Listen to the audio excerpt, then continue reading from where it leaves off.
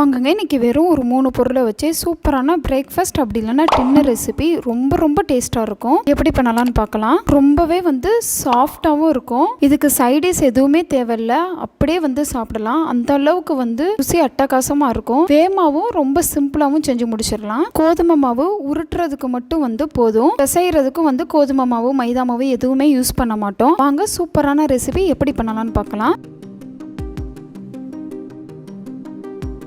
அதுக்கு 2 medium size உருளைக்கிழங்கு எடுத்து ஒரு உருளைக்கிழங்கை 2 துண்டுகளாக கட் பண்ணி குக்கரில் சேர்த்துக்கலாம். தேவையான அளவு தண்ணி ஊற்றிக்கலாம். அப்புறம் உப்பு போட்டுக்கலாம்.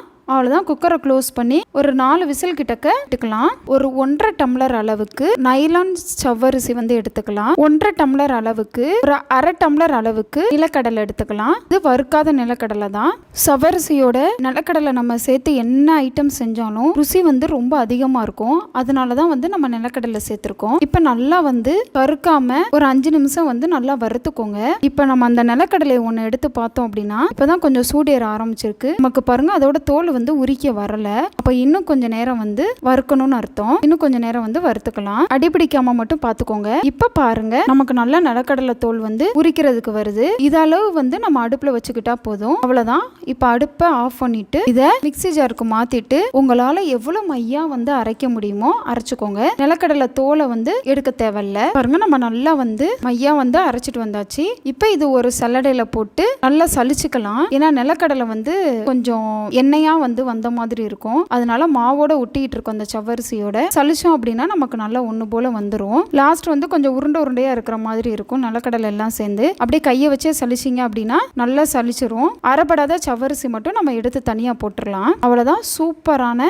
மாவு ரெடி ஆயிருச்சு. இப்போ உருளைக்கிழங்கு விசில் எல்லாம் அடங்கி பார்த்தோம் அப்படின்னா நமக்கு நல்லாவே வெந்து வந்திருக்கும். இதை தனியா எடுத்துட்டு தோலை மட்டும் உரிச்சிட்டு வந்துக்கலாம். இப்போ இதை இந்த மாவோட கொஞ்சம் உதுத்து போட்டுக்கோங்க. போட்டுட்டு ரஃபா ஒரு தடவை நல்லா கைட்டே கலந்து விட்டுக்கோங்க.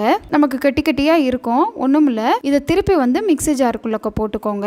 சேர்த்துட்டு இதோட உரப்புக்கு வத்தல் சேர்த்துக்கோங்க. பச்சை மிளகாவை விட வத்தலோட ஃபிளேவர் ரொம்ப நல்லா இருந்துச்சு. வாசத்துக்கு பூண்டு ஒரு 5-6 பூண்டு சேர்த்துக்கோங்க. இப்ப இந்த மாவு பிசைறதுக்கு தேவையான உப்பு இதையும் சேர்த்துக்கலாம். இப்ப எல்லாத்தையும் அந்த மாவு ஒன்னு சேர்ந்து வர மிக்ஸி ஜார்ல ஒரு 2-3 தடவை சுத்து விட்டுக்கோங்க. நிப்பாட்டி இப்ப பாருங்க நல்ல நமக்கு மாவு மொத்தம் சேர்ந்து வந்துருச்சு. தனியா எடுத்து வச்சுக்கலாம். இப்ப இதோட வாசத்துக்கு சீரகம் அப்புறம் கருவேப்பிலை மல்லிச்செடி குட்டி குட்டியா கட் பண்ணி சேர்த்துக்கோங்க. அவ்வளவுதாங்க. இப்ப இதை நல்லா ஒரு தடவை லைட்டே கலந்து விடுங்க, பிசைஞ்சு விடுங்க. பூரிக்கு நம்ம எப்பவுமே மாவு கொஞ்சம் இறுக்கமா பிணைவோம்ல, அதே மாதிரி கொஞ்சம் இறுக்கமா இருந்துச்சு அப்படின்னா இதோட கொஞ்சமா தண்ணி ஊத்தி பிணைஞ்சுக்கோங்க.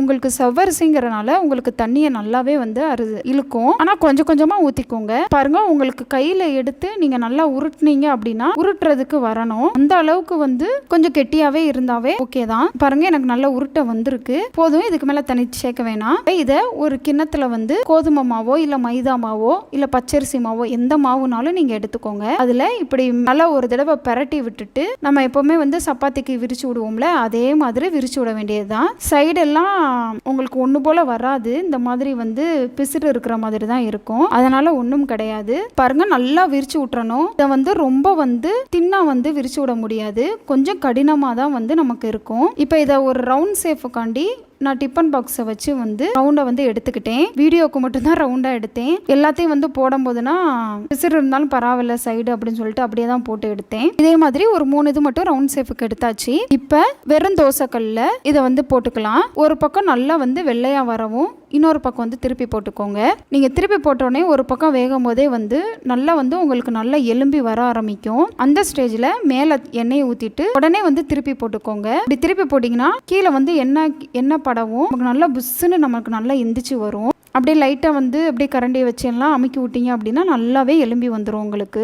அவ்வளோதாங்க. 2 நிமிஷமும் நல்லா வேக விட்டு ஒரு 5 நிமிஷத்தில் எடுத்தீங்க அப்படின்னா சூப்பரான ஜவ்வரிசி உருளைக்கிழங்கு வச்சு சூப்பரான பராத்தா ரெடி. இதை சப்பாத்தினும் சொல்லலாம், இல்லை ரொட்டினும் சொல்லலாம், என்னன்னாலும் சொல்லலாம். டேஸ்ட் ரொம்ப அருமையாக இருந்துச்சு. நல்லா சூப்பராக சாஃப்டாக இருக்கும்.